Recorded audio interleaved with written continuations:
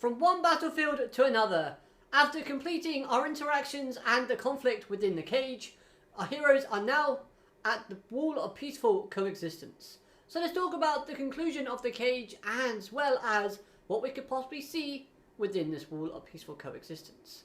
Hello everyone and welcome to the Enemies Ilia, and today let's talk all things transformation and the wall of peaceful coexistence arcs within the Tower of God webtoon series. Some very good set of arcs, both filled with emotion and some juicy information and action. So let's talk about it, starting off with the character of Bam. After seeing how he's reacted to failing in keeping his promise to Dang Dang, instead allowing him to be killed, this has been a fascinating process to see unfold. Because this development has been a constant but slow process for Bam's character throughout the entirety of these arcs within the cage. And in this arc in particular, it really hits home for him here. You start seeing his mental struggles and him sort of doubting his own motives and reasonings. This I loved. Once he started questioning his desires to save Dardang and measured it to how much Gordo wanted to save his own son in Louis, Bam realized he just didn't want to save Dang Dang enough. This does make sense when looking at it from a logical point of view, however. As we know, Bam's main goal is freeing his master. The fact that Bam was more involved in helping Doom with the curse that was on Doom's heart helps to show that Bam's desires actually lie in trying to get the Canine people to help Bam and Karaka in freeing his master against Jihad's army. After all, their main objective at the start of all of this was to convince Yama to help against Jihad's army. Saving Dang Dang would not achieve that in any way, shape or form. So Bam doing this and Bam sort of explaining this in his own mind and his desires and how much he really wanted to save this kid, it does make a lot of sense. Although Bam calling himself a hypocrite, I do not agree with that comment. After all, believe it or not, Bam is human. And like every human, he makes mistakes. Of course, the person dying is a big oopsie daisy, but I think Bam was more arrogant to the situation and learned not to have promises or his word spread out carelessly. Basically, Bam likes to say a lot of things, but he doesn't actually realize that sometimes he can't make good on his promises. And this is the realization that he comes to understand within these arcs. The fight between Bam and Gordo was really fun to read. It was fast paced, and Bam gaining / showing off that new skill within this fight just added another layer of excitement. Plus, the colours used within the art style was magical. Absolutely stunning. The artwork and the colour schemes, the way everything was sort of laid out and drawn and presented within these arcs was magnificent. So SIU, brilliant job on the artwork here. Every time a new chapter comes out, the art style is improving, little by little, but you can definitely see the improvement unfold, and that has been glorious. I thought it was quite wholesome to see that Bam did gain some closure after talking to Louis. As it turns out, although Bam failed to physically save Dang Dang, mentally Bam was a hero. As all his life, Dang Dang felt like a fake person. He didn't belong anywhere within the cage. The only person who he felt close to was Louis, until Bam appeared, saving him from the despair, and basically made Dang Dang want to try and fight his destiny one more time, giving him hope by reaching out his hand. This I really did like, because it was sweet, wholesome, and you know what? It put a smile on my face while reading it. The whole segment between Dardang and Louis, plus Louis saying to Bam, next time you better save those who you promised to help. That was a really emotional and impactful scene. Seeing the emotions from the characters as well, blended with the dialogue itself, helped to create such a sweet, emotional, heartfelt, wholesome moment, with also sadness involved. It really did make you feel for the characters, because you got to be able to connect and see what they were going through and what the situation was. Everyone seemed to understand and know the details by the end. And the fact that Louis accepted it to some degree and tried to convince Bam that, you know what, you're not the big bad guy, don't blame yourself. Instead, just promise me you'll never let this failure happen again. I like that. Now then, I mentioned in my last review that the way the series has been trying to portray Doom as his cage-controlled enemy, thanks to the curse on his heart, while also making him seem sympathetic to us as the audience, hasn't been working for me specifically. Because Doom is just too twisted in everything he says and does, to the point where I just can't like him, in the sense of feeling him as one of the good characters of the series. To me, he's an antagonist. But having him be the voice of reason to Bam, telling him that a lot of pointless deaths happen within war. And the most important thing is to not trouble yourself with those deaths. Instead, focus on what you want to fight for now moving forward. This conversation between the two did allow me to gain some more respect for Doom at the end, so for that, I guess the writing did a good job. Plus, it was cool to see yet another example of how different Yama and Doom were in the past and present day, as Doom again was happy to use the canines that he created as shields/pawns, where Yama wanted to grow stronger even if it meant training on his own so that he could protect the fellow canines. Yama, you big softy, what we gonna do with ya? Now then, I did think Doom's change of heart, pun intended, was a bit too sudden and fast, as now he wants to work with the canine people, the same people he tried to rule and enslave using his ability, to help them find Yama. And of course he wants to team up with Bam because it's in his best course of action and interest to do. So instead of continuing his sort of reign of terror and trying to regain his fang so that he can mind control his race, he instead wants to help everybody. Now, the confusing thing for me is his change of personality, because the curse on his heart was only allowing the Elder to control Doom as a person, not control Doom mentally. We saw Doom trying to struggle against this curse, so that Doom didn't do what the Elder wanted him to do.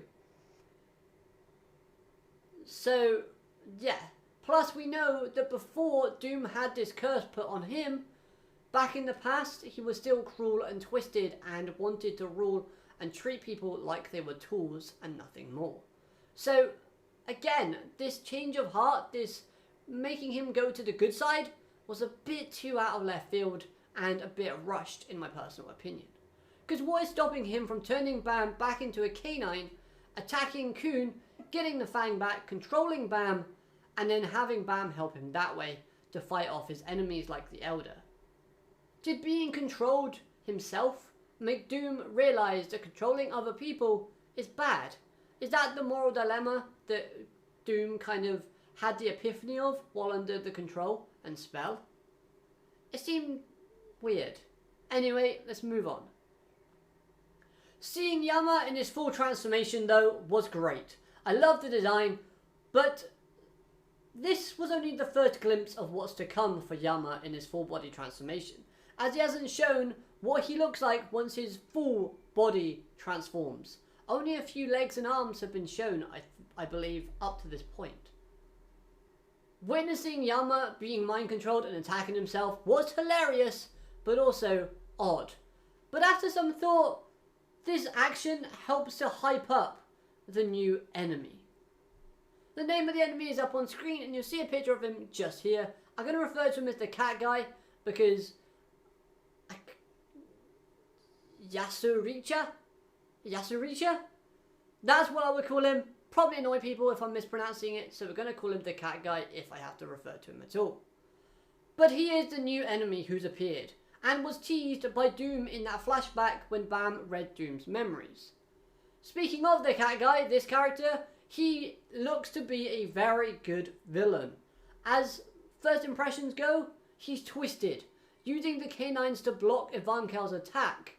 He's thought-provoking in the way he approaches and plans out his strategies. Terrifying, especially when those big cat eyes stare at you. Oh, that sends shivers down my spine. Now, in all honesty, I am more of a cat person than a dog person. But with this new villain, I just can't trust him. Like, he intrigues me a lot and I want to learn more about his past and him as a character, as he did mention something about sharing blood with the canines. So I wonder what all that's about. That seems strange, intriguing, and hopefully gets expanded on within the next couple of arcs. However, I do hope he sticks around for a lot longer, because he does have a great design and some really unique abilities, and I'd like to see what he looks like once he's transformed. I think that would be awesome. Okay, so moving along, switching over to members of FOG. To start with, Michael. Now, I wasn't sure how to understand / interpret his bit of dialogue within these arcs.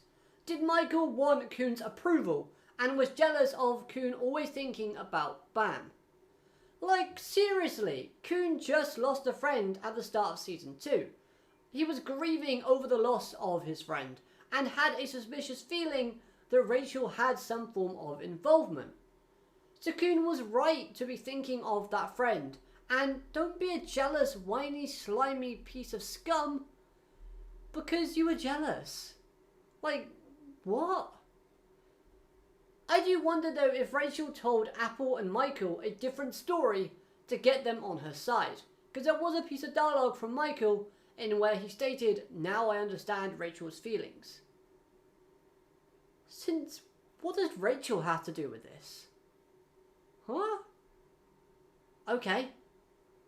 Plus, that hooded member of their team, the one we never saw the face of, why does she have earrings that are very similar in terms of pattern to Arc Raptor? Is that his daughter? Ooh. The only difference, of course, in the earrings is the colour. Still though, the pattern's the same and is something interesting to think about until later on. Wouldn't be surprised though, Rachel would do something scummy, like kill a girl's father and then recruit the girl. Ooh, okay. And if it was the daughter, maybe she joined FOG because she was mad at the royal families for treating her mother in a bad way and taking her away from her father. Could make sense. We'll have to wait and see if that ever comes up again. Now, one really big disappointment within these arcs was how easily the Elder backed down during his fight with our main heroes. This was disappointing to see, but also it was understandable, as his main goal overall was to gain help in defending the wall of peaceful coexistence. So his methods were very unethical in trying to enslave the canine people using Doom as a medium, but at the same time his reasons for doing so were somewhat righteous, and you have to kind of commend him for doing so, because he said his friends were held captive there. So if the wall got destroyed, so would the memories of his friends and the lives of them as well.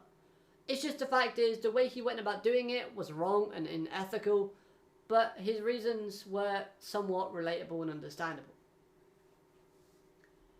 It was said that the Wall of Peaceful Coexistence was created as a way of stopping the war that included the anti-Jihad fighters and Jihad's forces during the time that Jihad was trying to ascend to becoming king. Both sides of the war were given orders to imprison someone powerful or a group of powerful people / members from their forces. However, Jihad now wants to destroy this wall, as war is on its way once again. But the main goal of Jihad's army is to either get the warriors that are in captive to join them in the war, or to kill them if they refuse. Who those people are though, we'll have to wait and see. I have seen some designs and they look absolutely amazing, but I don't know the names or their backstories, so that is interesting me a lot at the minute. Now, I'd love to learn more about this Wall of Peaceful Coexistence and the people living there, as it's said to be a community within the walls. I want to see what the kind of lifestyle and the repercussions of being at this wall actually has for its residencies. Plus, we now have Team Bam and Cullivan of all people trying to enter the wall's grounds. Are we going to see a clash between Bam and Cullivan in the future? That would be awesome. However, Cullivan is handicapped. As punishment for his failure at the last station, he now has one of his hands binded in a seal. And is also stripped of his title / rank, demoted to a regular soldier. Oh dear, poor him. Back though to the Thug Elder, seeing Ivankel and his own ancient powers clashing was epic. I did want to see more of the clash, but I guess that's being saved for a more epic occasion later on down the road. Come on, give it to us soon, would ya? Really teased there. I really wanted to see more. Was I the only one that thought the Minister of Defence looked really odd and funny? I do not like his design at all. Plus, is he just a big head without a body? That's weird. However, my dislike is being put to one side for the moment.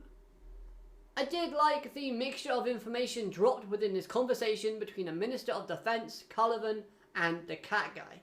Learning that the Hart family being in a mood / hissy fit after seeing how Yuri Jihad was mishandled after the events of the last station.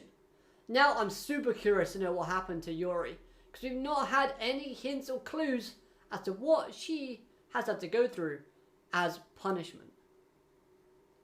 I already knew about Gustang's family, but this piece of information does open up the fact that the 10 great families are not all on the same page at this moment in time. So we could possibly see some more families joining our heroes in the future. After all, we saw Eden Kuhn join Bam in the hidden floor. So who's to say that he hasn't wanted to act on his actions and his emotions he felt all those years ago right now? We could see the Kuhn family join forces with Gustang and the Ha family. I think that would be epic. Hopefully. Overall, I like these arcs, but there were a few things I did not like / sit well with me while reading. However, I did see a lot of positives to be taken away from these arcs. Will both Bam and White be able to work together within the Wolves' grounds as they're now on the same team with a common goal in mind? Who are those heroes that Jihad want to try and convince to recruit to their side? After all, if both teams from the anti-Jihad forces and Jihad's army had to imprison, captivate, store, whatever you want to call it, some of their fighters / members at the Wall of Peaceful Coexistence to stop this war, then the people put there must be insanely strong and influential. So, let's see who they are. I'm intrigued. Really, I am. But that's all I've got to say for these two arcs. Hopefully you've enjoyed this review. If you have, hit like, comment and subscribe. Let me know what your thoughts in the comment section down below on these two arcs. And of course, any points I've raised up that you do agree or disagree with, then of course you can let me know as well. That's perfectly fine. Until next time though, more importantly, have a great day and I'll see you real soon. Alligator Martin here. Goodbye.